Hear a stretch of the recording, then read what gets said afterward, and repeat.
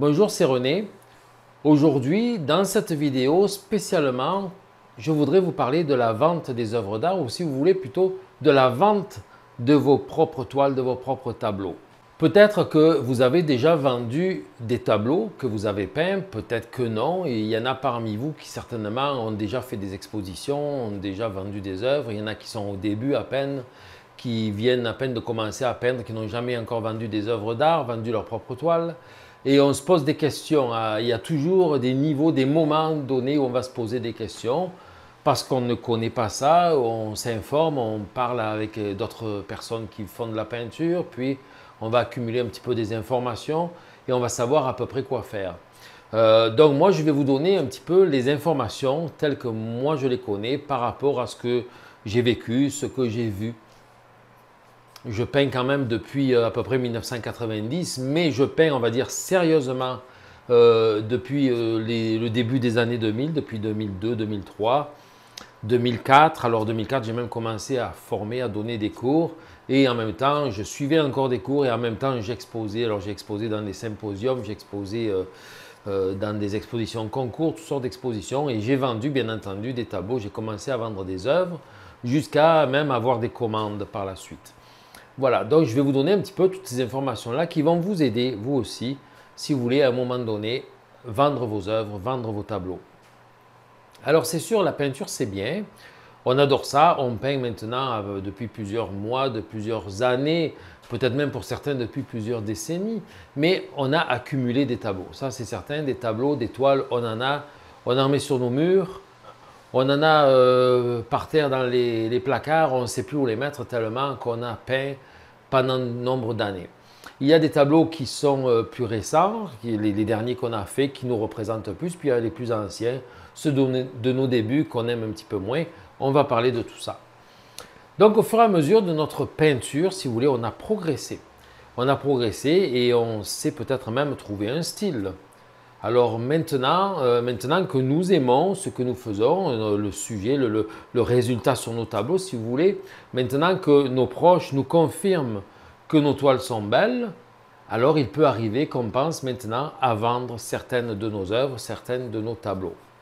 Alors quels sont les points importants à savoir lorsqu'on veut vendre nos œuvres?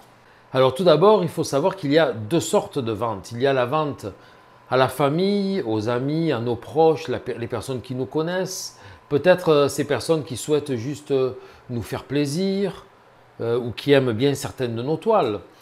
C'est le genre de vente qui apparaît très tôt dans notre vie d'artiste, si vous voulez, au moment où d'ailleurs on ne se sent pas encore vraiment artiste.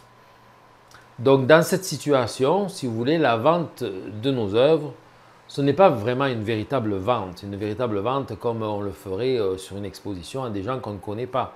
Donc j'ai moi-même vendu des tableaux à la famille, on va dire très bon marché, j'en ai donné en cadeau, je n'ai pas vendu ça cher. Je les ai vendus à des prix dérisoires, bien plus bas que la valeur du matériel utilisé pour faire la toile, d'un cours de peinture que je suivais à ce moment-là où j'ai fait les tableaux. Ce sont des prix, on va dire, cadeaux. Hein. Ce sont des cadeaux qu'on fait ici et là à la famille, aux amis. On se fait plaisir en offrant, puis ça leur fait plaisir de les recevoir. Bien entendu, si c'est eux qui les demandent, les tableaux, et qui aimeraient les avoir. Alors aujourd'hui, je ne regrette pas du tout d'avoir donné, d'avoir cédé mes tableaux pour rien ou presque rien. Parce qu'avec l'évolution, je considère que ces tableaux, comme ils étaient à ce moment-là, c'est des tableaux de débutants, c'est des tableaux qui ne me représentent plus du tout aujourd'hui. Je ne fais plus du tout le même genre de peinture. Et là, donc, nous arrivons, si vous voulez, à la deuxième sorte de vente, la vraie vente, la vente qu'on fait de nos œuvres aux gens qu'on ne connaît pas. Ce sont les œuvres qui nous représentent maintenant en tant qu'artistes, si vous voulez, à travers desquelles on va nous reconnaître. On va dire, ah ben ça c'est une toile de René Milone, je reconnais, admettons, son style ou sa couleur de peinture ou son sujet. On devient vraiment artiste à ce moment-là et là, on fait vraiment de la vente d'œuvres. Alors, pour pouvoir vendre, donc un des critères, c'est que les œuvres que vous souhaitez vendre doivent être sélectionnées parmi toutes celles que vous avez peintes, bien sûr qui sont encore disponibles, mais selon plusieurs critères. Okay? On ne peut pas vendre tous nos tableaux de la même façon, ce qu'on a fait à nos débuts, puis ce qu'on fait aujourd'hui. Alors, il faut vraiment que ces toiles-là, que vous allez vendre, les vraies ventes, soient à votre image. Il faut qu'elles vous représentent. Il faut que ce soit des toiles, des tableaux dont vous êtes fiers, des toiles que vous aimez et qu'elles soient en rapport avec votre niveau, votre façon de peindre du moment. En ce moment, si vous vendez en ce moment, il faut que les toiles vous représentent maintenant. Il ne faut pas que ce soit les toiles qui vous représentaient avant, puis que maintenant vous avez changé de style, changé de palette de couleurs ou autre. Il faut vraiment que ce soit les toiles de ce moment-là qui vous représentent maintenant. Alors, ces toiles, elles peuvent avoir aussi un point commun, un ou plusieurs points communs. C'est important pour qu'on vous reconnaisse dans les tableaux. Il faut qu'il y ait un point commun ou plusieurs entre chaque tableau. Et alors, quel genre de point commun? Eh bien, voilà, ça peut être par exemple le sujet. Par exemple, je ne sais pas moi, des fleurs en très gros plan. Si vous faites toujours des tableaux de fleurs en très gros plan, que vous signez toujours de la même façon, on va dire, ah ben ça c'est un tableau de un tel, parce que je reconnais son style. En fait, c'est la sorte de sujet. Ça peut être juste des chevaux, juste des portraits. Voilà, c'est le sujet qui va permettre de vous reconnaître. Moi-même, pendant une période, quand je faisais mes expositions, j'avais trouvé dans mes photos que j'avais faites il y a longtemps en Corse, deux petites filles de dos, sous un parasol. Elles étaient sous un parasol sur le quai du port de Bastia et elles faisaient coucou à du monde qui était dans le bateau, sûrement des parents à elles qui s'en allaient. Là, on parle d'une photo que j'ai faite dans les années 70. Cette photo-là, c'était une diapositive d'ailleurs. Je l'ai retrouvée un jour et je me suis dit, ah tiens, c'est ces deux petites filles sous un parasol, c'est charmant, c'est romantique. Et j'aimerais les mettre dans mes tableaux. Et alors, je les mettais dans tous mes tableaux. Je faisais un paysage, un champ de blé, une ferme, et hop, je mettais dans le champ de blé les deux petites filles sur le parasol. Il y avait un chemin qui partait dans le bois, et là, dans le chemin, je mettais deux petites filles sur le parasol. Il y avait un paysage de jardin, un jardin intérieur de maison, si vous voulez, un petit chemin avec des fleurs à droite à gauche, avec un mur et un portail au fond, et j'avais mis devant le portail les deux petites filles avec le parasol. Le Fort Chambly, j'avais fait un photo tableau du Fort Chambly à Chambly, donc dans la région de Montréal. Et là, il y avait encore les deux petites filles sous le parasol. Et ça devenait un petit peu, bon, on va dire, la façon dont on pouvait reconnaître certaines de mes toiles parce qu'on les retrouvait toujours dedans. C'est un petit peu drôle aujourd'hui, là c'est une petite anecdote, mais à cette époque-là, je n'étais pas encore vraiment comme aujourd'hui aussi, on va dire, aussi fier de mes tableaux que ce que je suis aujourd'hui. Alors, comme point commun, les tableaux peuvent avoir aussi des couleurs. Simplement, votre palette de couleurs se reconnaîtra dans vos tableaux. Ça peut être aussi le style, la touche de pinceau, ou bien la technique, comme par exemple la peinture au couteau d'une certaine façon. Et donc, vos toiles peuvent avoir un ou plusieurs de ces points communs. Et à ce moment-là, bien entendu, on va vous reconnaître à travers vos tableaux. Et bien entendu, il faut que ces œuvres soient disponibles pour pouvoir les vendre et que vous ayez aussi envie de les vendre et que vous acceptiez de les vendre. Parce que vous pourriez très bien avoir des œuvres, des toiles que vous avez réussies mais qui vous plaisent trop ou bien qui ont, on va dire, une connotation vraiment trop personnelle. Admettons, c'est un portrait d'un grand-parent qui est décédé et qu'on veut absolument garder. C'est normal qu'on ne la vende pas. Donc, il faut vraiment qu'on ait envie de vendre ces œuvres-là pour les mettre en vente. Donc, maintenant que vos œuvres sont sélectionnées, il faut qu'elles soient bien présentées. Alors, il faut les encadrer dans des encadrements en bon état, c'est certain. Il ne faut pas mettre ça dans un vieil encadrement qui a été utilisé dans plusieurs expositions, puis qu'on a trimballé à droite à gauche et qui se sont abîmés avec le temps. Ou bien, si c'est des toiles profilées galeries qu'on appelle, des toiles qui sont très épaisses de côté, là, on peut simplement peindre les contours, soit d'une couleur unie, ou bien continuer notre sujet sur les côtés. Et à ce moment-là, votre toile est présentable. Alors, on met des crochets, des œillets en arrière, un câble pour pouvoir les suspendre, bien sûr, là où on va les exposer. Il faut vraiment que tout soit prévu pour les installer au moment de les exposer, que ce soit un symposium dans votre propre système d'accrochage ou dans une exposition en salle où il y aura peut-être des panneaux avec des crochets spécifiques ou bien des chaînes avec des crochets en S. Donc, il faudra qu'il y ait de quoi l'accrocher le tableau par les côtés, à droite à gauche, donc des œillets, mais aussi au milieu avec un câble. Bien entendu, alors il faut que l'étoile soit signée et il faut qu'elle soit identifiée à l'endos avec, on marque donc le titre de l'œuvre, une création si c'est une création, la nature du support, mettons, je ne sais pas, moi je pourrais dire bleu lavande, numéro 2 ou numéro 3, ça fait plusieurs fois que j'ai peint le tableau, œuvre originale créée et réalisée par René Milone, donc là je marque le nom de l'artiste, acrylique sur toile, puisque c'est de la toile, 12 par 16 pouces, parce que ça c'est une 12 par 16 pouces, le format américain. Et après on marque l'année 2018, c'est l'année où elle a été peinte. Voilà, c'est à peu près ça qu'on marque à l'endo. C'est important d'avoir les dimensions parce que dans le temps, le tableau pourrait éventuellement être recoupé ou repositionné ou autre. Bon. Le nom de l'auteur, bien entendu, c'est important aussi. Voilà, donc vos toiles sont sélectionnées, vos toiles sont bien préparées pour l'exposition, bien préparées à la vente. Donc maintenant, il faut les montrer au public. Alors comment montrer ces toiles au public? Eh bien, il y a plusieurs options qui vont s'offrir à vous. Vous pouvez d'abord tout simplement organiser un petit vernissage, une petite exposition à la maison. Alors vous placez vos toiles sur les murs, votre salon, votre salle à dîner, votre séjour, dans les couloirs.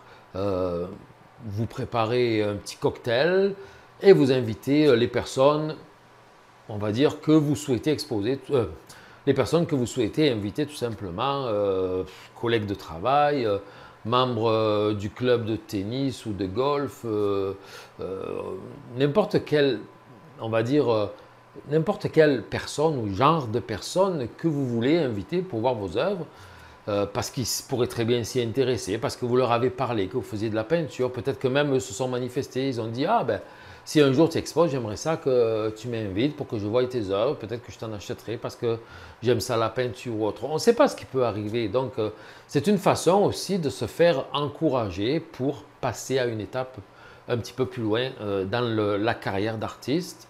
On parle de carrière d'artiste là, même si vous êtes débutant, ne vous inquiétez pas, là, ça peut très bien vous arriver, même si vous venez à peine de commencer, il y en a qui vont dire « Oh, moi, je ne suis pas artiste, je ne me sens pas comme ça. » C'est normal, tout le monde ne se sent pas artiste au début, on ne fait qu'apprendre. Mais à un moment donné, quand vous allez avoir peint 50, 100, 150, 200 toiles, je pense que vous allez vous sentir un petit peu artiste, même si vous le faites toujours pour le plaisir, parce que moi, je peins toujours pour mon plaisir personnel. Mais oui, j'expose, et puis oui, j'aime ça, montrer mes toiles, d'abord mes œuvres, et aussi les vendre. Okay? Donc là, alors, je reviens à votre petit cocktail, vous faites des petits cartons d'invitation, vous faites ça à l'ordinateur, ou des signés, ou envoyer des emails et des courriels pour inviter le monde, des courriels personnalisés avec la photo d'une de vos œuvres, votre nom, marqué exposition, la date, l'heure, à quel endroit, à quel moment ça va se passer, comment est l'accès, est-ce que c'est accès libre, est-ce qu'il va falloir payer l'entrée? Non, sûrement pas, on ne paye pas l'entrée, mais il faut le dire aux gens parce que les gens ne savent pas que c'est gratuit, ils pensent peut-être que c'est payant. Alors, il faut le dire, entrée libre, gratuite. Le carton d'invitation, c'est juste pour vous donner les informations et non pas ce n'est pas obligé de l'avoir à la main en arrivant, à moins que vous voulez limiter le nombre d'invités. À ce moment-là, oui, vous pouvez dire il faut avoir le carton d'invitation pour venir. Voilà, vous pouvez même envoyer des messages textes, faire des appels téléphoniques. Les appels téléphoniques, ça existe toujours, c'est toujours valable. Ça, c'est une façon d'exposer. À la maison, un petit symposium, ça peut être dans vos locaux personnels si vous avez une entreprise, vos locaux d'entreprise, votre magasin, je ne sais pas moi, si vous avez une entreprise où vous exposez des luminaires, de l'électricité, des luminaires, vous pouvez très bien avoir des panneaux et puis faire fonctionner à la fois votre boutique et votre exposition. Je connais quelqu'un qui expose ses tableaux tous les ans, il fait une exposition par année dans ses bureaux. Il a ses propres bureaux, il engage du monde bien sûr, et bien ce jour-là c'est un dimanche généralement, ou un vendredi soir ou un samedi. Donc les employés ne sont pas là et puis il invite le monde à venir voir son exposition dans ses propres bureaux. Alors, où est-ce qu'on peut exposer? Vous pouvez aussi exposer vos œuvres donc, lors des salons, des expositions organisées par les associations, comme les symposiums. les associations d'artistes peintres organisent des symposiums. Moi, c'est ce que j'ai fait pendant de très nombreuses années. Ça a été mon moyen de diffusion personnel à moi. Ça a été les symposiums des associations. Alors, ce sont généralement des associations d'artistes peintres, amateurs, professionnels, semi-professionnels. C'est très facile d'accès. Généralement, on s'inscrit, il y a un membership à payer annuel. Et puis, des fois, il y a des frais à payer pour les expositions. Généralement, ce n'est pas tellement cher.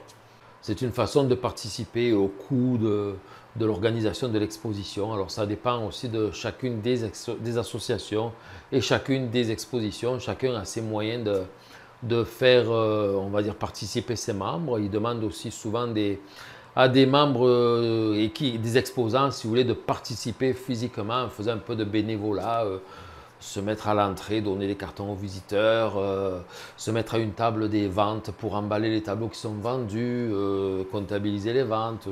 Il y a toujours du travail dans une association et ça nécessite bien entendu la participation des membres de façon bénévole. Mais ce sont toujours des façons très accessibles d'exposer. Moi, j'ai beaucoup aimé ça, la vie associative. Là, je n'en fais plus parce que je n'ai plus le temps. Avec les cours à l'atelier surtout, les camps de jour, l'été, tout ça.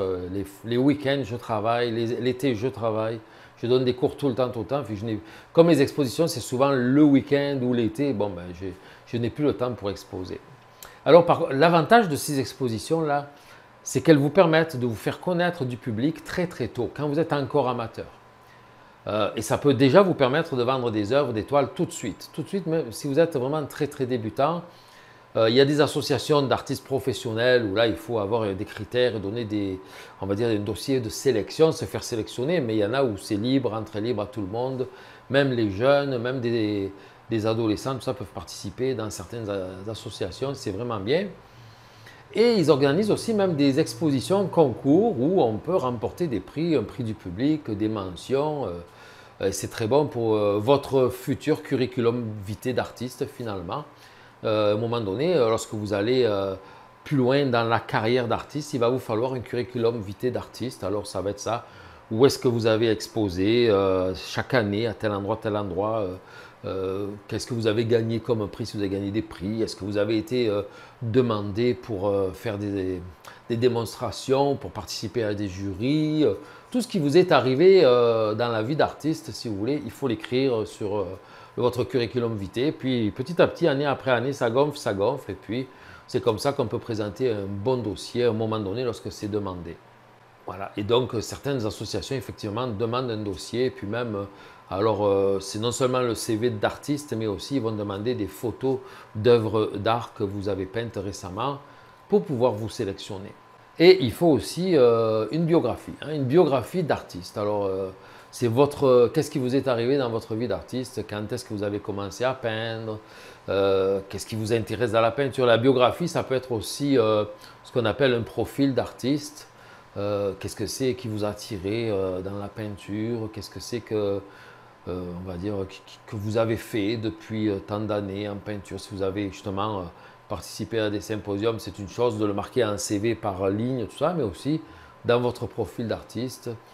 Comment est-ce que vous aimez vous exprimer en peinture? Quels sont vos sujets favoris?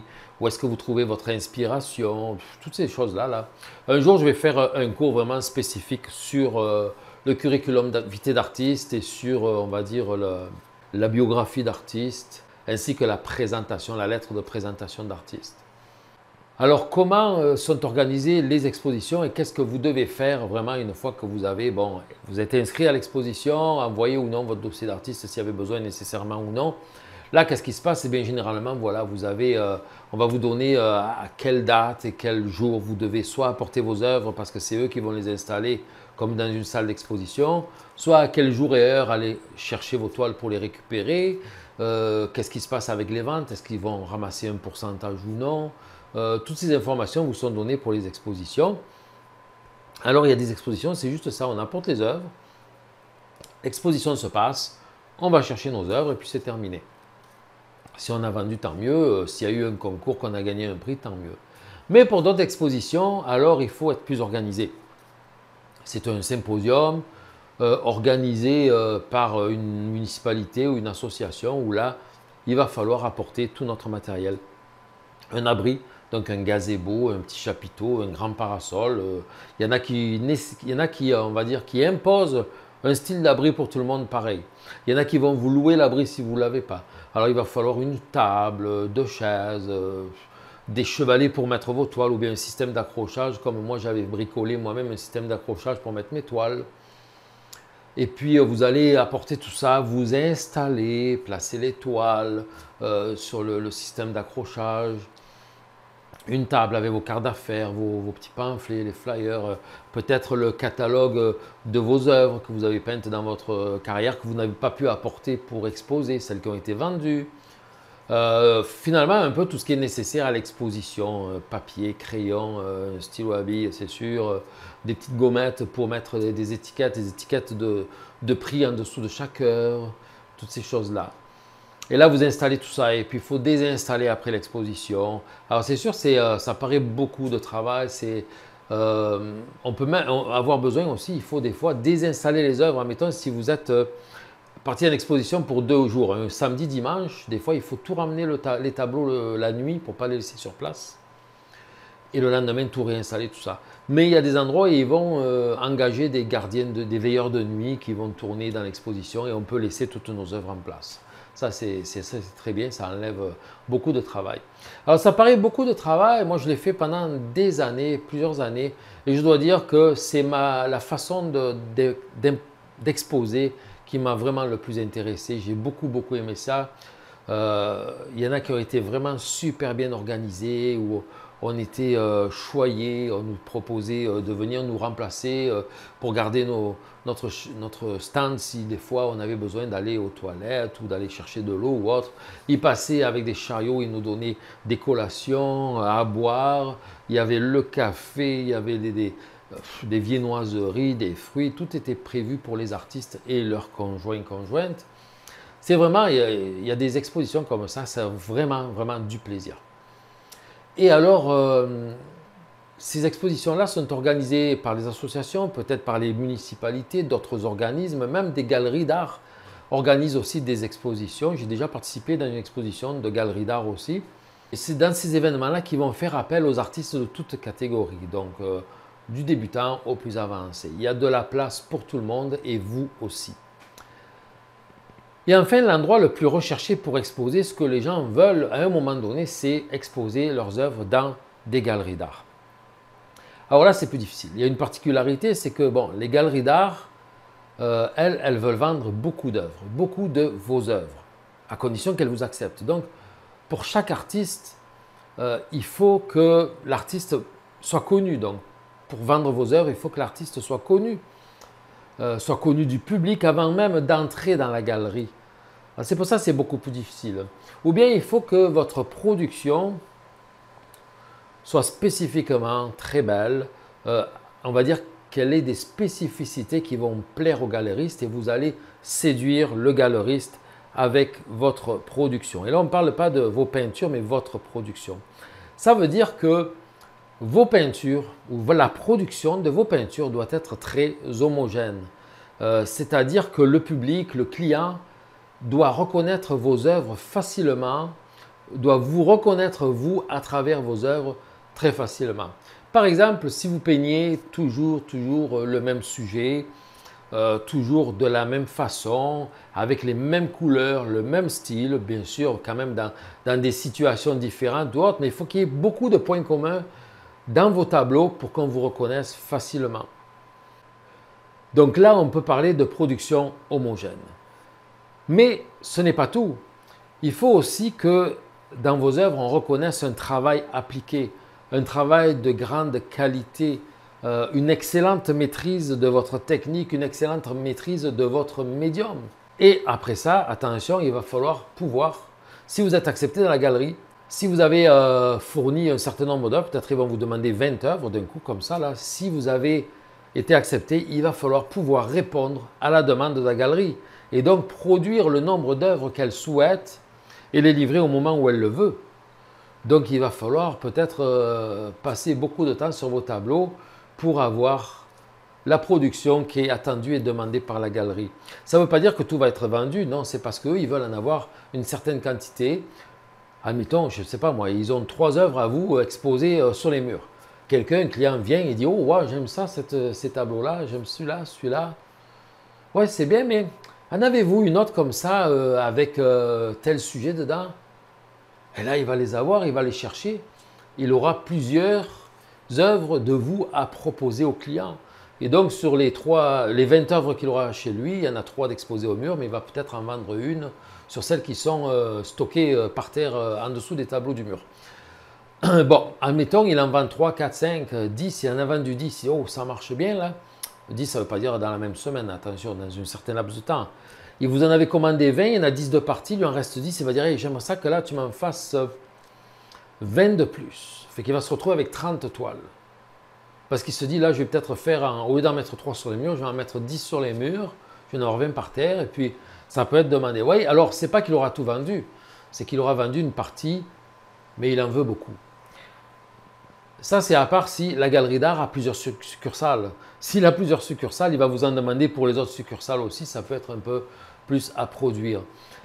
Et ce qu'il faut savoir, c'est que les galeries d'art vont prendre une commission sur les ventes de vos œuvres, bien entendu. Généralement, même, c'est eux qui définissent le prix de vente de vos tableaux. Un tableau comme celui-là, par exemple, ici, c'est un 12 par 16 pouces. Moi, dans une exposition, un symposium, 12 x 16, ça va se vendre, mettons...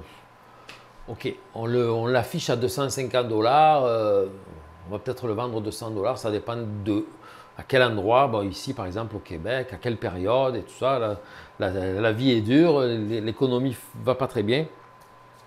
Mais une 12 par 16 comme ça dans une galerie, la galerie va dire, bon ben ça on va l'exposer, on va la mettre à 800 $. Vous voyez, c'est pas mal plus.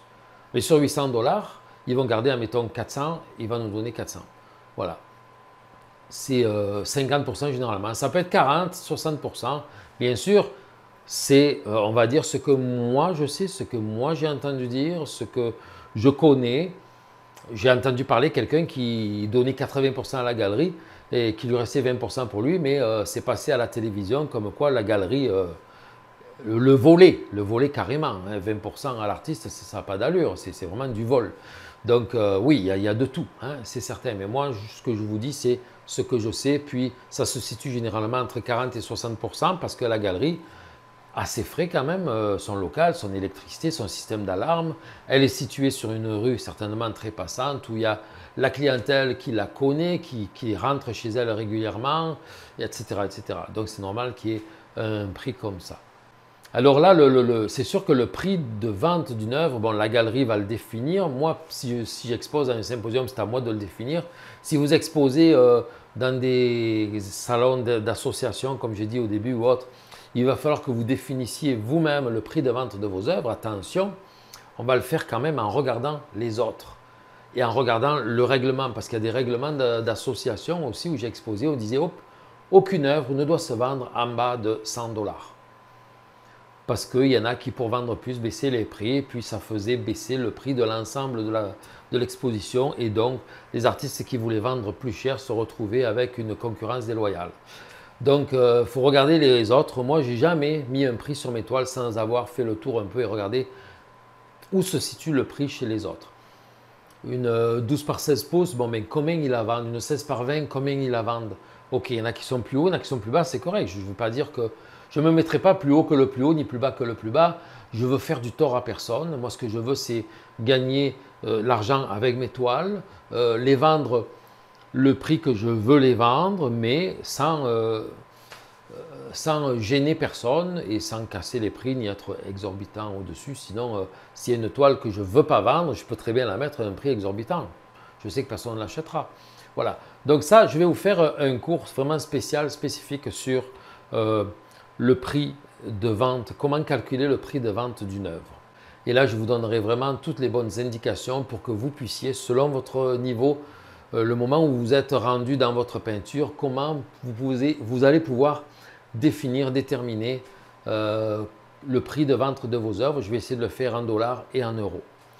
Voilà, ça c'était pas mal tout ce que j'avais à vous dire pour la vente de vos œuvres, de vos peintures. Mais attention, ça ne finit pas là. Vous pouvez vendre vos œuvres, vous pouvez vendre vos peintures, mais vous pouvez aussi créer très facilement et très rapidement ce qu'on appelle des produits dérivés de vos œuvres et les mettre en vente. Si par exemple vous avez un tableau que vous avez peint et qui est le plus beau, que vous adorez, vous avez fait la plus belle œuvre de votre carrière, mais vous ne voulez pas la vendre, ou bien elle est déjà vendue. Mais c'est mieux quand vous ne voulez pas la vendre, parce que si elle est vendue, faire des produits dérivés, puis les vendre alors que la personne a acheté le tableau original, ça peut la déranger. Et si vous avez votre œuvre, votre tableau, vous faites de super belles photos. Essayez de prendre le plus bel appareil photo, faites des plus belles photos de votre tableau avec le plus bel éclairage, tout ça, ou bien faites appel à un photographe professionnel ou un amateur qui se connaît bien là-dedans. Essayez d'avoir la plus belle photo numérique, c'est important, photo numérique de votre tableau pour pouvoir après ça, vous le rentrez dans l'ordinateur et à partir de cette photo numérique, vous allez pouvoir faire imprimer, alors il y a plusieurs produits dérivés, des giclées. Les giclées, c'est une impression sur toile de votre peinture. On appelle ça de la sublimation parce que c'est une impression qui est faite avec de l'encre chauffée. Bon, il y a un procédé vraiment spécifique, même il y a avec des épaisseurs un petit peu comme de la peinture dessus. Alors il y en a qui font imprimer des giclées, puis même qui vont repeindre ici et là, fait quelques touches de peinture ici et là par-dessus pour donner l'aspect et la touche personnelle de l'artiste dessus. Les giclées, donc ça se monte sur des faux cadres et puis ça ressemble à une toile comme celle-là. Vous pouvez donc faire des giclées, donc des reproductions de votre tableau et le vendre à plusieurs exemplaires. Vous pouvez simplement faire imprimer des reproductions sur papier, même en nombre limité, numéroté si vous voulez. Vous pouvez faire imprimer des cartes de souhait, des tapis de souris, des tasses, des t-shirts, ce que vous voulez. Bien entendu, c'est ça, ce sont des produits dérivés. Et bien entendu, tous ces produits, vous pouvez les vendre, donc, admettons, sur votre exposition, symposium, puisqu'on peut vendre des choses comme ça sur les symposiums. Vous pouvez les vendre sur Internet, vous pouvez, bien entendu, vous pouvez les vendre à des prix quand même assez bas, bien moins cher que le tableau original, puisque vous le reproduisez autant de fois que vous le voulez. Il n'y a pas de limite. Et là, donc, vous allez pouvoir augmenter un petit peu votre revenu de vos œuvres. Les tableaux, oui, mais plus les produits dérivés vont faire un petit montant ici, un petit montant là, ça s'additionne et puis tranquillement, ben, ça va vous payer peut-être un petit peu des peintures, un cours de peinture. Ça. On ne parle pas de salaire, on ne parle pas de revenus qui permettent de vivre. Bien entendu, à moins, comme certains artistes, d'être vraiment très connus et d'être vendus dans plusieurs galeries d'art dans le monde entier. Mais dans le cas que je vous parle ici, c'est plutôt de quelques ventes ici et là, donc qui font toujours plaisir, parce que c'est notre plaisir, c'est notre passion. Ça nous rapporte un petit peu d'argent, puis on continue à faire ce qu'on aime le plus. On fait de la peinture pour le plaisir, puis si on rentre un petit peu d'argent ici et là, pourquoi pas? C'est valorisant aussi, ça fait plaisir. Moi, j'aime ça, vendre une toile. Je sais que ça ne me fera pas vivre de vendre une toile, mais au moins, on reconnaît un petit peu mon talent. On reconnaît que mes tableaux ne sont pas si mal. Ils sont appréciés, ils plaisent. Voilà, c'est ça qui est intéressant aussi. Ce n'est pas juste de faire de l'argent, mais c'est de continuer le plaisir. À partir du moment où je commence à faire de la peinture, à faire mon tableau, jusqu'à ce que je l'ai signé, fini, accroché sur les murs de chez moi. Et puis à un moment donné, il plaît à quelqu'un, quelqu'un veut l'acheter, je le vends. Waouh, c'est merveilleux. La vie est belle. Voilà, donc j'espère que cette vidéo va vous encourager à continuer à suivre des cours, à vous former, à pratiquer la peinture, à pratiquer ce loisir, peut-être cette passion pour vous. Et j'espère que bientôt, si ce n'est pas déjà fait, on va pouvoir voir vos œuvres sur les expositions et qui sait peut-être un jour dans les plus grandes galeries du monde. Si vous regardez encore cette vidéo maintenant, c'est que certainement vous êtes très intéressé à la peinture et justement, je vous offre gratuitement 6 autres vidéos comme celle-ci avec des trucs, des topics, des astuces pour vous aider dans votre peinture et pour vous permettre de progresser plus vite. Alors c'est entièrement gratuit. Vous recevrez une vidéo par jour pendant 6 jours gratuitement. Cliquez simplement sur le lien qui se trouve dans la description de la vidéo pour vous inscrire et pour recevoir vos emails avec les liens pour aller voir ces nouvelles vidéos. Alors n'hésitez pas, laissez vos commentaires aussi si vous voulez sous cette vidéo, posez vos questions ici et s'il vous plaît, soyez gentil de cliquer sur j'aime et de vous abonner si ce n'est pas déjà fait à ma chaîne YouTube. Comme ça, chaque fois que je mettrai une nouvelle vidéo, vous allez être avisé, vous allez recevoir un petit message de YouTube qui vous dira qu'il y a une nouvelle vidéo qui est ajoutée. Merci beaucoup pour votre fidélité et à très bientôt pour une nouvelle vidéo. Merci bien. Bye bye.